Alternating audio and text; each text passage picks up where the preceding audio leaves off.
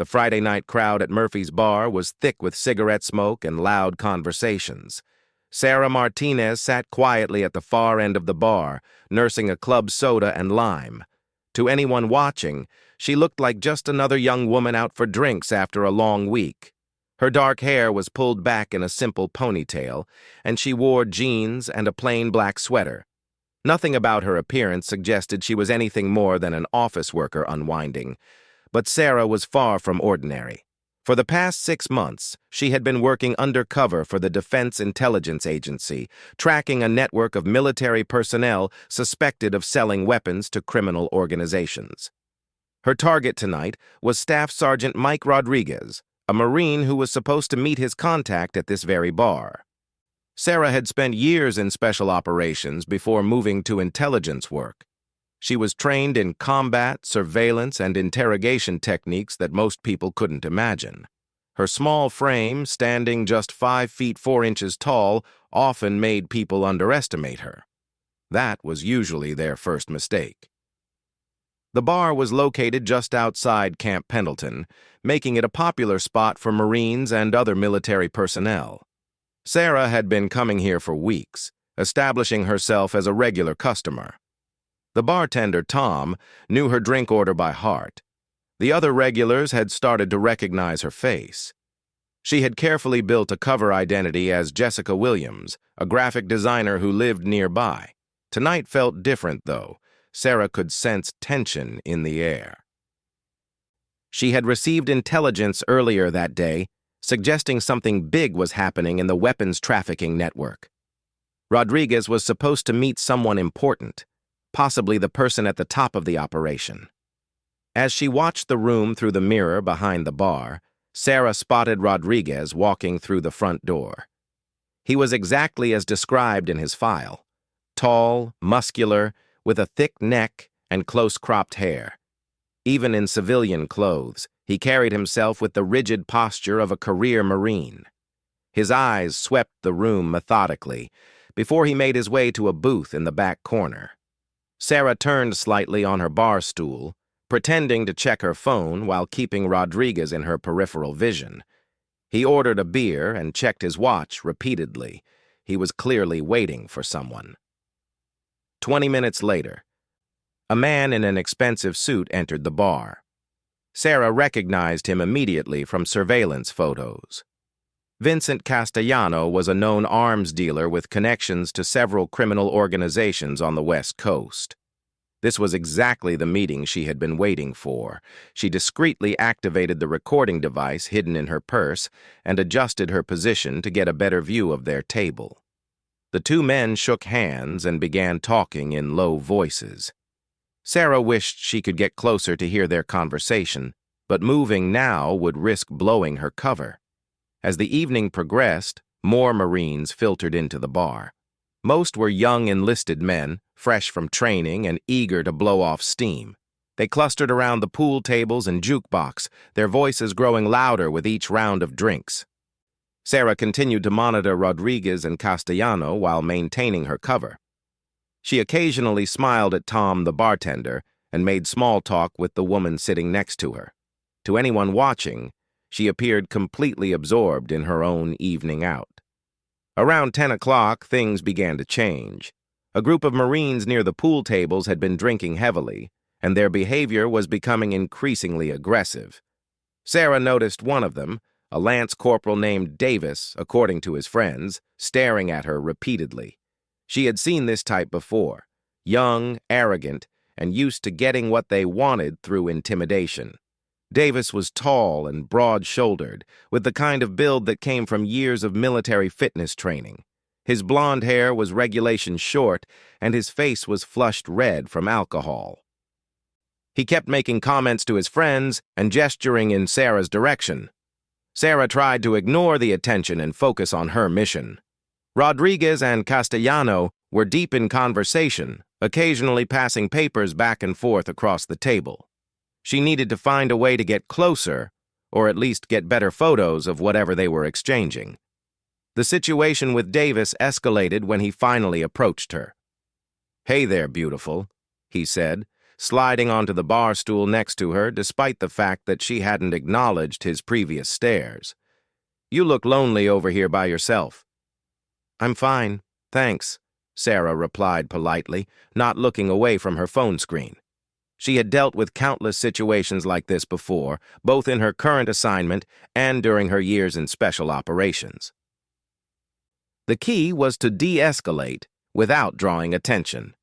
"Come on, don't be like that," Davis continued, moving his stool closer to hers. "I'm just trying to be friendly. Why don't you let me buy you a real drink? That club soda looks pretty boring." "I appreciate the offer, but I'm not interested," Sarah said firmly, still maintaining her calm demeanor. She could smell the alcohol on his breath and see the glassy look in his eyes that indicated he had been drinking for several hours. Davis's expression changed from friendly to annoyed. "What? You think you're too good for me? I'm a United States Marine, lady. You should feel honored that I'm even talking to you." Sarah finally looked directly at him. "I said I'm not interested. Please leave me alone." But Davis was beyond listening to reason. The alcohol had stripped away whatever restraint he might have normally exercised. He reached out and grabbed Sarah's wrist, his large hand easily encircling it. "You're going to sit here and have a drink with me," he said, his voice taking on a threatening edge. "And then we're going to go somewhere more private and get to know each other better." Sarah looked down at his hand, gripping her wrist, then back up at his face. Every instinct she had was screaming at her to handle this situation the way she had been trained. She could have Davis on the floor in seconds, probably with at least one broken bone, but doing so would blow her cover and potentially ruin months of careful work. "Let go of my wrist," she said quietly, her voice carrying a warning that Davis was too drunk to recognize. Instead of releasing her, Davis tightened his grip. "You'll do what I tell you to do," he said. "I've been watching you all night, sitting here all by yourself, acting like you're something special. Well, I'm going to show you what happens to women who think they can disrespect a Marine." The situation was spiraling out of control quickly. Sarah glanced toward Rodriguez's table and saw that he and Castellano were still deep in conversation. She couldn't afford to cause a scene right now, not when she was so close to gathering crucial intelligence. "Look," she said, trying one more time to reason with Davis. "I just want to finish my drink and go home. I'm not looking for trouble." Davis laughed, a harsh sound that drew the attention of some of the other patrons. "Trouble? Lady, you're about to learn what real trouble is." He stood up abruptly, still gripping her wrist, and started to pull her toward the back of the bar where the restrooms were located. Sarah realized that she was out of options. She couldn't maintain her cover if Davis dragged her into a private area where he could assault her. "I said let go," Sarah repeated, louder this time. "And I said you're coming with me," Davis shot back, yanking on her arm hard enough to nearly pull her off the bar stool. That was when Sarah's training took over. She couldn't blow her cover completely, but she also couldn't allow herself to be assaulted. She made her decision in a split second. Using Davis's own momentum against him, Sarah twisted her wrist in a specific way that broke his grip while simultaneously driving her elbow into his solar plexus. Davis doubled over, gasping for air, and Sarah quickly stood up and stepped away from him. "I told you to leave me alone," she said, her voice now carrying the unmistakable tone of someone who knew how to handle herself. Davis straightened up, his face red with anger and embarrassment. Several of his Marine friends had noticed the commotion and were moving toward them. The other bar patrons were starting to stare, and Sarah could see that her careful cover was beginning to unravel. "You want to fight me?" Davis snarled, raising his fists. "Fine. I'll show you what happens when you mess with a Marine." He swung at Sarah with a wild right hook, putting all of his considerable strength behind the punch. But Sarah wasn't there anymore. She had ducked under his swing and come up behind him, applying a blood choke that cut off the flow of blood to his brain. Davis struggled for a few seconds before going limp in her arms. Sarah lowered him to the floor as the entire bar erupted in chaos. Davis's friends were shouting and advancing toward her, while other patrons were either backing away or pulling out their phones to record what was happening. Tom the bartender was reaching for the phone to call the police, and Sarah could see Rodriguez and Castellano looking toward the commotion with alarm. Her months of careful work were falling apart in real time. "She attacked Davis!" one of the Marines shouted. "Get her!" Sarah found herself surrounded by angry, intoxicated military personnel who saw only that their friend had been taken down by a small woman. They couldn't understand how she had moved so quickly or why Davis was unconscious on the floor. "Everyone stay back!" Sarah called out, her voice carrying the authority of someone used to command situations. "I don't want to hurt anyone else." But her words only made the Marines angrier. In their minds, she was just a civilian woman who had somehow gotten lucky against one of their own. They couldn't conceive that she might actually be dangerous. The first Marine to reach her was Davis's closest friend, a corporal named Williams. He was slightly more sober than the others, and moved with the trained precision of someone who had seen combat. Sarah respected his approach even as she prepared to defend herself. Williams threw a straight punch aimed at her face, but Sarah deflected it with her forearm and countered with a quick jab to his throat. Williams stumbled backward, clutching his neck and gasping. "How is she doing this?" someone in the crowd shouted. Sarah was trying to work her way toward the exit while keeping the increasingly aggressive Marines at bay. She could see that Rodriguez and Castellano had left their table and were moving toward the back exit. Months of surveillance work were walking out the door, and there was nothing she could do about it. Two more Marines rushed her simultaneously, thinking they could overwhelm her with numbers. Sarah dropped low and swept the legs of the first one while driving her palm into the chest of the second. Both men hit the floor hard, and the crowd around her grew more wary. "What the hell is she?" Williams croaked, still holding his throat. By now, Davis was starting to regain consciousness. He sat up slowly, shaking his head and looking around in confusion. When he saw Sarah standing over him, his face contorted with rage. "You're going to pay for that!" he growled, struggling to his feet. Sarah could hear sirens in the distance. Someone had called the police, which meant her situation was about to get much more complicated. She needed to end this confrontation quickly and get out before law enforcement arrived. "I'm warning all of you," she said, backing toward the front door. "Stay away from me." But Davis wasn't listening. He charged at her with a roar, his military training temporarily forgotten in his alcohol-fueled anger. Sarah sidestepped his charge and used his momentum to send him crashing into a nearby table, scattering drinks and sending glass flying. The bar erupted in complete chaos. Patrons were screaming and running for the exits, while the remaining Marines formed a loose circle around Sarah. She could see the red and blue lights of police cars pulling up outside. "This isn't over," Davis said from the floor, blood running from a cut on his forehead where he had hit the table. "Yes, it is," Sarah replied, looking down at him with cold eyes. That was when the police burst through the front door, hands on their weapons as they surveyed the scene. Sarah raised her hands slowly, knowing that her situation had just become infinitely more complicated.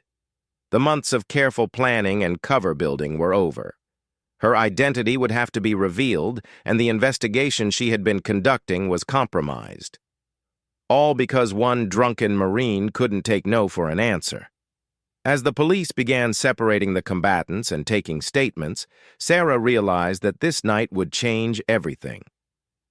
Davis and his friends had no idea what they had just gotten themselves into, but they were about to find out. The woman they thought was just another bar patron was about to reveal herself as someone far more dangerous than they could have imagined, and the consequences of their actions would reach much further than any of them could have predicted. The sirens grew louder as more police units arrived, and Sarah prepared herself for what would come next. Her cover was blown, but perhaps that would work in her favor. Sometimes the direct approach was more effective than months of careful surveillance. Davis looked up at her from the floor, still not understanding what had just happened. But he would learn soon enough. They all would. Detective Ray Morrison had seen plenty of bar fights during his 15 years with the San Diego County Sheriff's Department, but this one was different. As he surveyed the scene at Murphy's bar, something didn't add up. 4 Marines, all of them significantly larger than the woman they claimed had attacked them, were sitting with various injuries while she stood calmly with her hands raised, showing no signs of a struggle. "Let me get this straight," Morrison said, flipping through his notepad. "You're telling me that this woman, who weighs maybe 120 soaking wet, took down 4 Marines who have been through military combat training?" Lance Corporal Davis, now sporting a bandage over the cut on his forehead, nodded emphatically. "She came out of nowhere, Detective. One second I was trying to be nice to her, and the next thing I know she's throwing me around like I'm a child." Detective Morrison looked over at Sarah, who was standing quietly near the bar with Officer Janet Collins. Sarah had given her name as Jessica Williams and claimed she was a graphic designer, but something about her demeanor suggested there was more to the story. "Ma'am," Morrison called out, "I'm going to need you to come over here so we can get your statement." Sarah walked over with the measured steps of someone who was completely in control of the situation. Her breathing was normal, her clothes were barely wrinkled, and there wasn't a mark on her. In contrast, the Marines looked like they had been through a war zone. "Officer, I'd like to make a phone call before we proceed with any formal statements," Sarah said politely. "You're not under arrest," Morrison replied. "You can call whoever you want, but I need to understand what happened here tonight." Sarah nodded. "I understand, but this situation is more complicated than it appears. The person I need to call will be able to clarify things." Something in her tone made Morrison pause. He had been a cop long enough to recognize when someone was trying to tell him something without actually saying it. There was an authority in her voice that didn't match her supposed identity as a graphic designer. "All right," Morrison said. "Make your call." Sarah pulled out her phone and dialed a number from memory.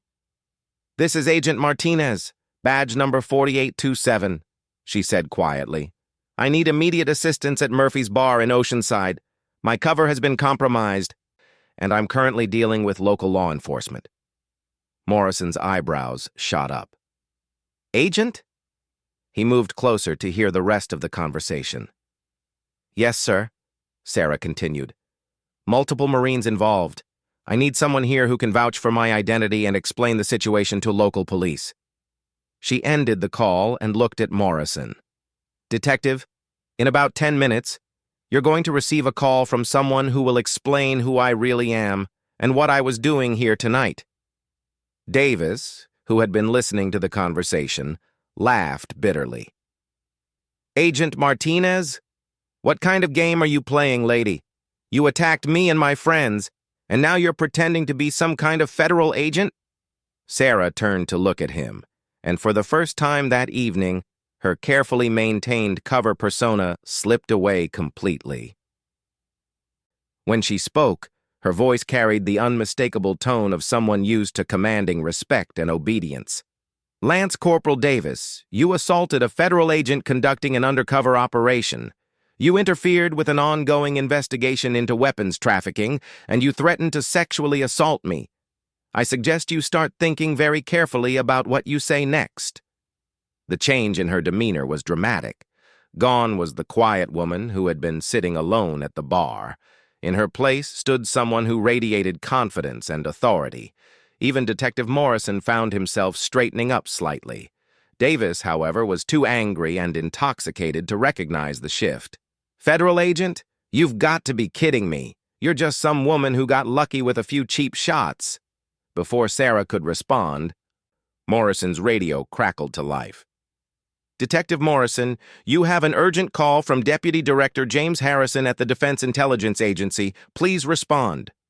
Morrison stared at his radio for a moment, then at Sarah. "DIA? What the hell is going on here? I tried to tell you," Sarah said. "This situation is bigger than a simple bar fight." Morrison keyed his radio. "This is Detective Morrison. Put the call through." The voice that came through the radio was crisp and authoritative. "Detective Morrison, this is Deputy Director Harrison with the Defense Intelligence Agency.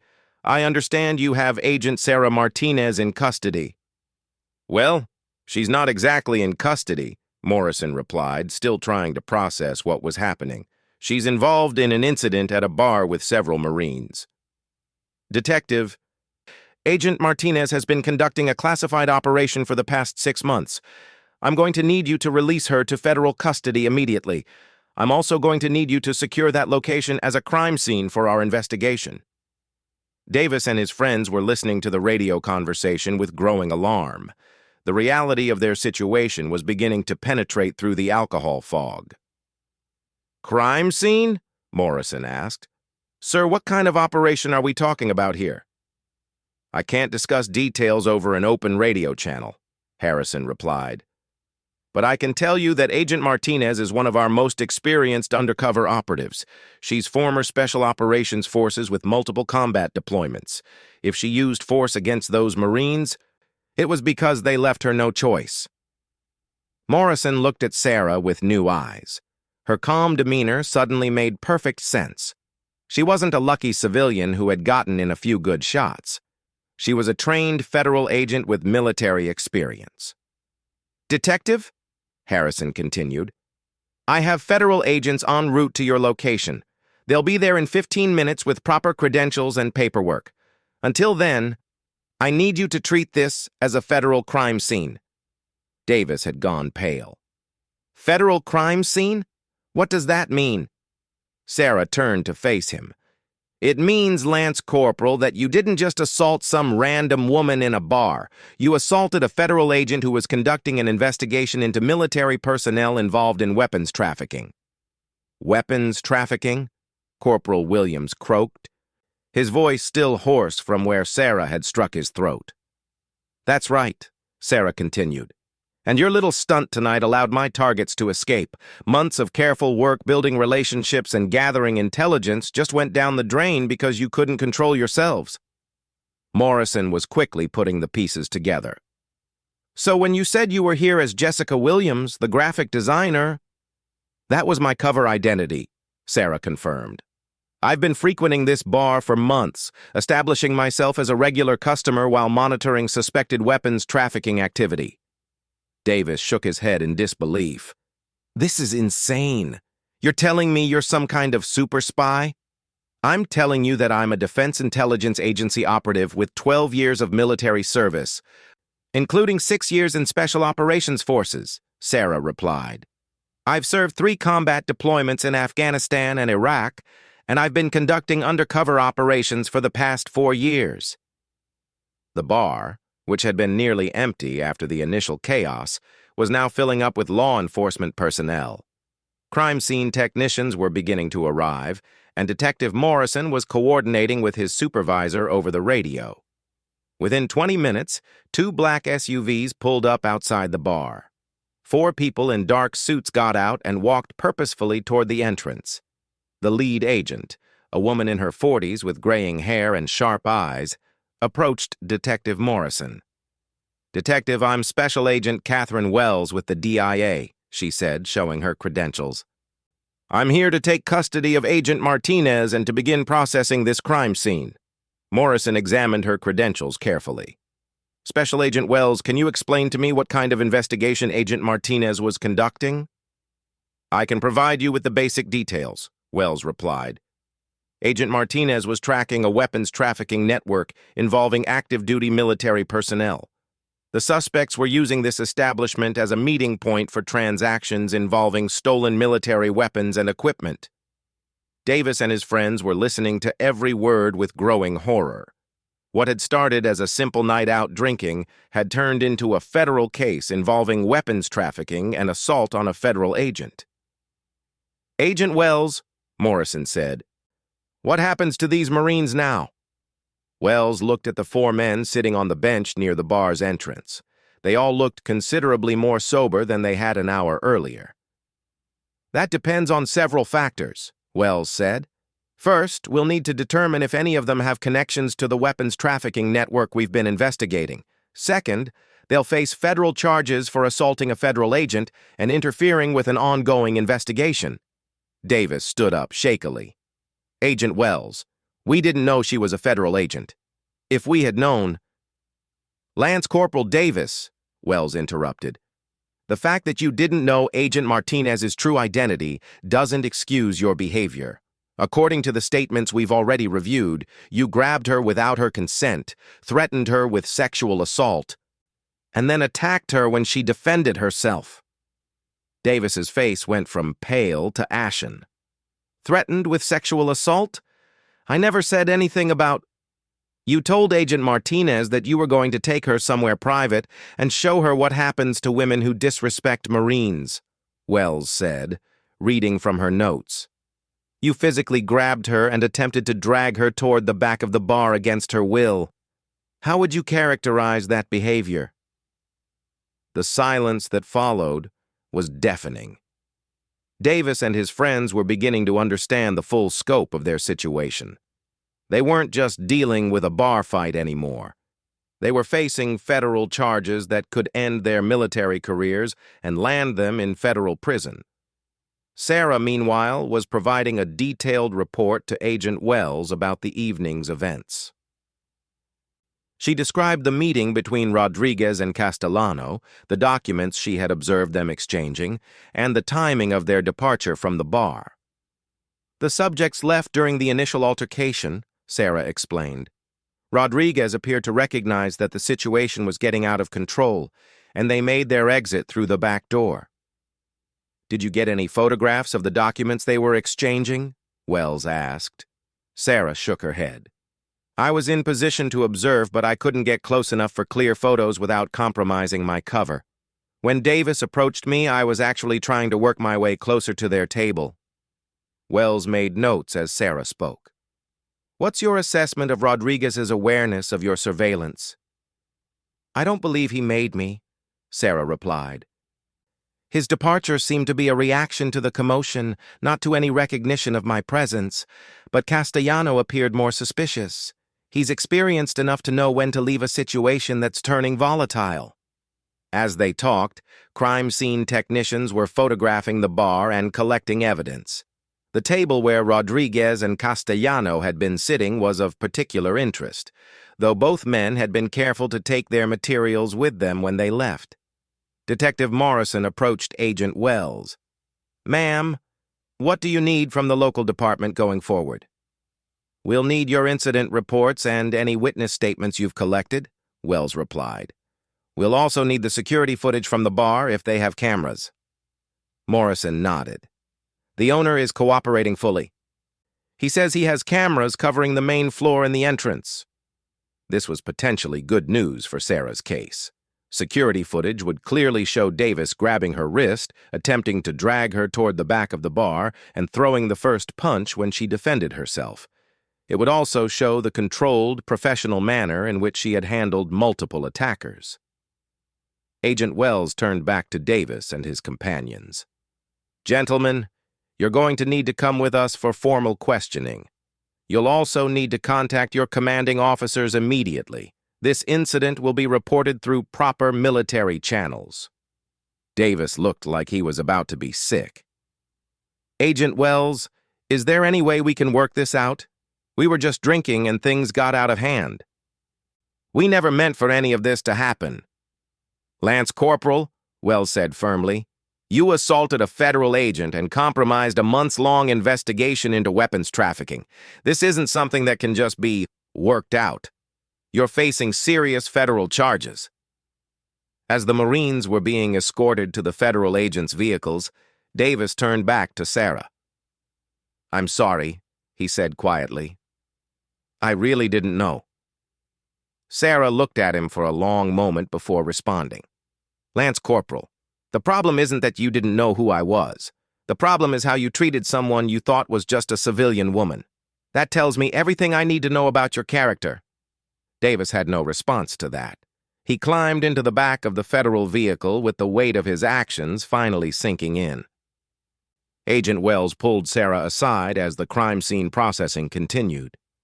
"Sarah, I know this isn't how you wanted this operation to end, but you handled the situation perfectly. You protected yourself while minimizing the damage to the investigation." "We lost Rodriguez and Castellano," Sarah pointed out. "Months of work, gone." "Not necessarily," Wells replied. "We have security footage of their meeting, and we know they're actively conducting business. This incident might actually work in our favor." Sarah raised an eyebrow. "How so?" "Rodriguez is going to be paranoid now. He's going to think the bar is compromised, which means he'll either lay low or move his operations elsewhere. Either way, he's going to make contact with his network to warn them or to set up new meeting locations. When he does, we'll be watching." Sarah nodded slowly. It wasn't the clean conclusion to the operation she had hoped for, but Wells was right. Sometimes disrupting the target's routine could lead to new opportunities for surveillance and intelligence gathering. As the evening wound down and the crime scene processing was completed, Sarah found herself reflecting on how quickly everything had changed. When she had arrived at Murphy's bar that evening, she had been Jessica Williams, a quiet graphic designer having a drink after work. Now her true identity was known to local law enforcement, federal agencies, and 4 Marines who were facing serious federal charges. The months of careful cover building were over, but perhaps that was for the best. Sarah had always preferred direct action to prolonged surveillance, and now she would be able to pursue Rodriguez and his network without having to maintain her cover identity.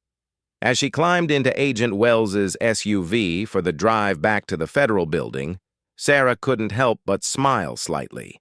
Davis and his friends had thought they were picking on an easy target. Instead, they had just learned a very expensive lesson about making assumptions. The night was far from over. There would be reports to write, statements to give, and plans to make for continuing the investigation.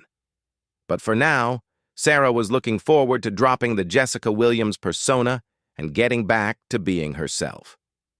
Behind them, Murphy's bar sat empty and dark, yellow crime scene tape fluttering in the ocean breeze.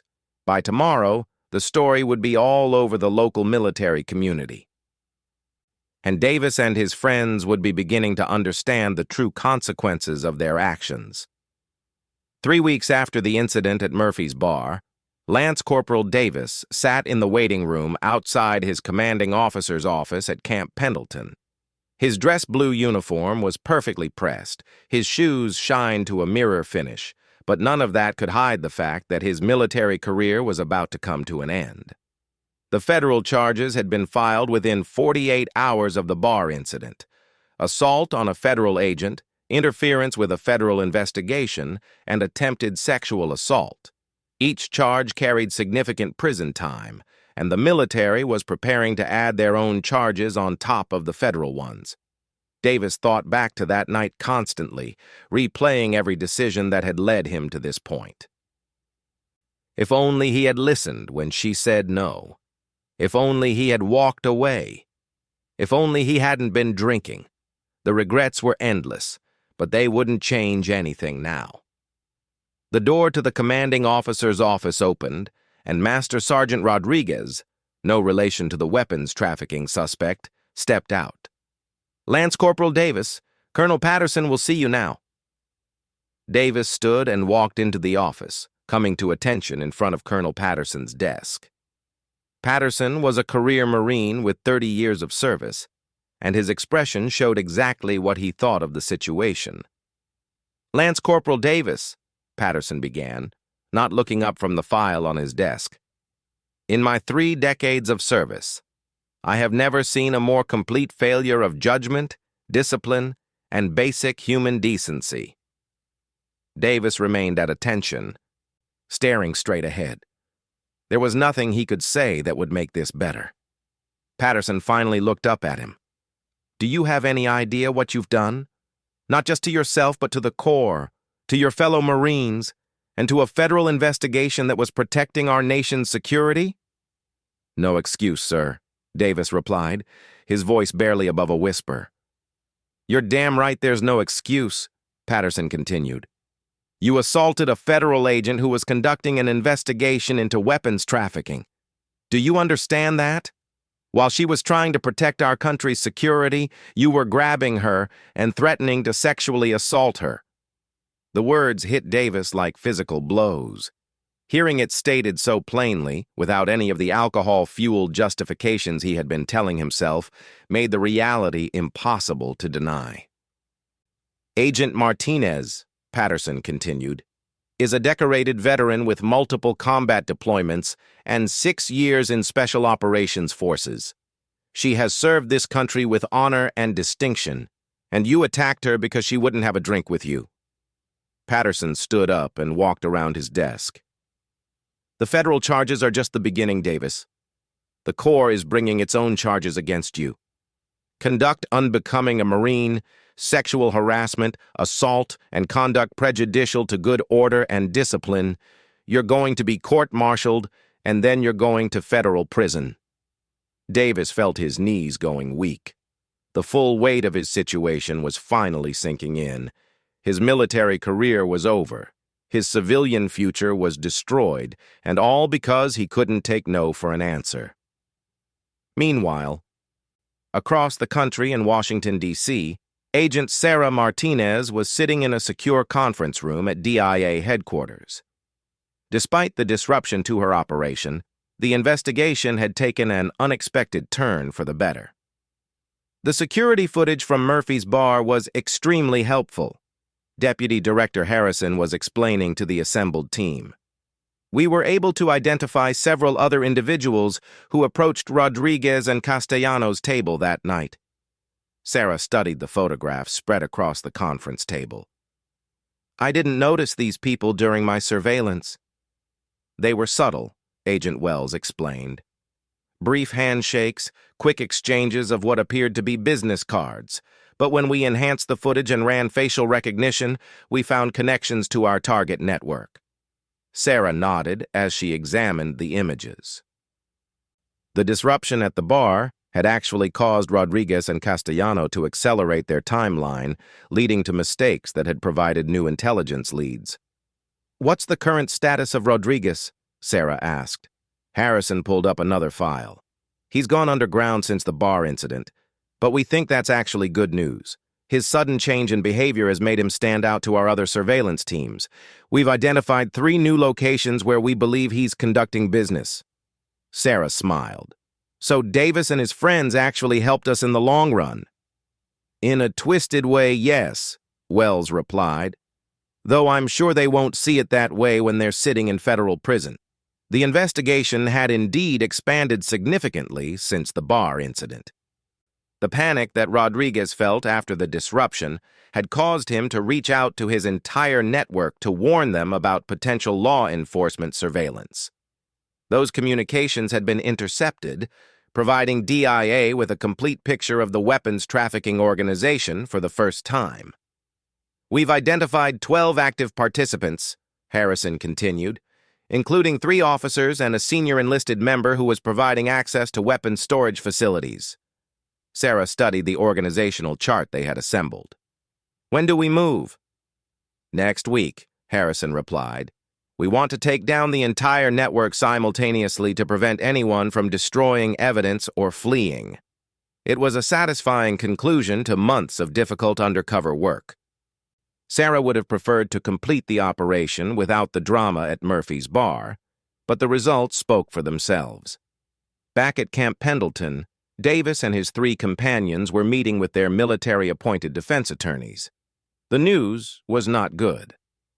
The federal prosecutors are offering plea deals, Attorney Captain Morrison explained to the group. But the terms are harsh. Davis looked up hopefully. What kind of plea deals? For you, Lance Corporal Davis, they're offering 7 years in federal prison in exchange for guilty pleas to assault on a federal agent and interference with a federal investigation. They're willing to drop the sexual assault charges if you accept responsibility for your actions. 7 years. Davis felt like he had been punched in the stomach. 7 years of his life gone because of one night of poor decisions. "What about us?" Corporal Williams asked, his voice still slightly hoarse. "Lesser charges for the 3 of you," Captain Morrison replied.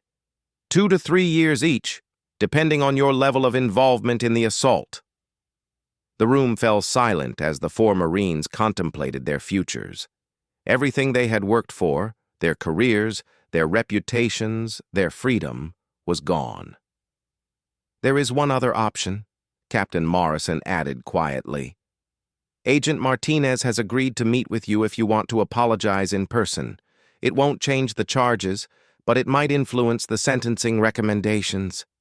Davis looked up sharply. "She would meet with us? After what we did?"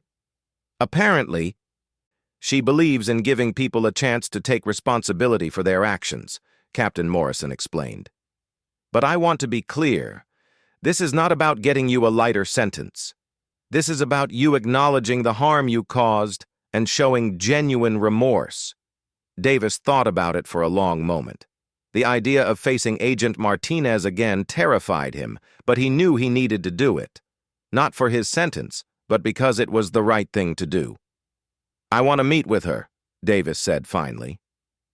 The meeting was arranged for the following week at the Federal Building in San Diego. Davis, accompanied by his attorney, sat in a small conference room waiting for Agent Martinez to arrive. His hands were shaking slightly, and he found it difficult to concentrate. When the door opened and Sarah walked in, Davis was struck by how different she looked. Gone was the casual bar attire and the Jessica Williams persona. In its place was a confident federal agent wearing a professional business suit, her bearing unmistakably military. "Lance Corporal Davis," Sarah said, taking a seat across from him. "Captain Morrison tells me you wanted to apologize." Davis stood up, came to attention, and then sat back down when Sarah gestured for him to do so. "Agent Martinez, I want you to know how sorry I am for what I did that night. There's no excuse for my behavior." Sarah studied his face for a moment. "Lance Corporal, what exactly are you apologizing for?" Davis took a deep breath. "I'm apologizing for grabbing you without your consent. I'm apologizing for threatening you. I'm apologizing for attacking you when you defended yourself. And I'm apologizing for interfering with your investigation." "And?" Sarah prompted. Davis looked confused. "And what, ma'am? What about apologizing for how you treated someone you thought was just a civilian woman?" Sarah asked. "Because that's really what this is about, isn't it? You didn't assault me because you knew I was a federal agent. You assaulted me because you thought I was powerless to stop you." Davis felt tears forming in his eyes. "You're right, ma'am. I'm sorry for that, too. I'm sorry for thinking that being a Marine gave me the right to treat women that way. I'm sorry for believing that my wants were more important than your right to be left alone." Sarah nodded slowly. "Lance Corporal, in my 6 years in Special Operations, I served alongside hundreds of Marines. Most of them were good men who would have been disgusted by your behavior that night. You don't represent the Corps, and you don't represent the values that real Marines fight for." Davis nodded, tears now flowing freely down his face. "I know that now, ma'am. I've dishonored the uniform and everything it stands for." Sarah leaned forward slightly. "Davis, I want you to understand something. The reason I agreed to meet with you isn't to make you feel better about what you did. It's because I want you to remember this conversation for the next 7 years while you're in prison." Davis looked up at her, confused. "I want you to think about the fact that your actions had consequences," Sarah continued. "Not just for you, but for other people. The weapons trafficking investigation you interfered with could have cost lives. The example you set for other Marines could have encouraged similar behavior. And the trauma you attempted to inflict on someone you saw as a victim could have destroyed a person's life." Davis was sobbing now. "I'm so sorry, Agent Martinez. I would do anything to take it back." "But you can't take it back," Sarah replied firmly. "You can only learn from it and make sure you never behave that way again. When you get out of prison, you're going to have to rebuild your entire life. I hope you'll remember this conversation and make better choices." Sarah stood up to leave, but Davis called out to her. "Agent Martinez, can I ask you something?" Sarah paused. "What?" "How did you become so strong? I mean, not just physically, but mentally. How did you become someone who could handle a situation like that?" Sarah considered the question for a moment. "Lance Corporal, strength isn't about being able to hurt people. Real strength is about having the discipline to protect others and the wisdom to know when force is necessary and when it isn't. You had the physical strength to overpower me that night, but you lacked the mental strength to control yourself." With that, Sarah left the conference room, and Davis was escorted back to the detention facility where he would remain until his sentencing. 6 months later, Sarah was standing in another federal courtroom, this time watching as Rodriguez and 11 other members of the weapons trafficking network were sentenced. The operation that had started with her undercover work at Murphy's Bar had ultimately led to one of the largest weapons trafficking busts in recent military history. Rodriguez received 15 years in federal prison. Castellano received 20 years. The stolen weapons they had been selling were traced to conflicts in 3 different countries, making their crimes a matter of national security. As Sarah watched the defendants being led away in handcuffs, she reflected on the strange chain of events that had brought them all to this point. Davis's assault had actually helped expose the entire network, though she doubted he would see it that way from his federal prison cell. Agent Wells approached her as the courtroom was clearing out. "Sarah, you've been assigned to a new operation. Are you ready to go undercover again?" Sarah smiled. "Always." As they walked out of the courthouse, Sarah thought about the lessons of the past year. The weapons trafficking network had been dismantled, justice had been served, and she was ready for her next assignment. Behind them, the wheels of justice continued to turn.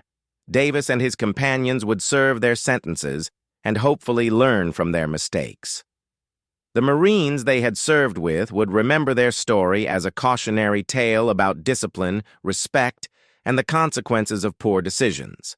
And somewhere in a federal prison, Davis would spend the next 7 years thinking about the night he tried to assault someone he thought was powerless, only to discover that she was anything but. It was a lesson that would stay with him for the rest of his life. Sarah Martinez, meanwhile, would continue her work protecting national security, one undercover operation at a time.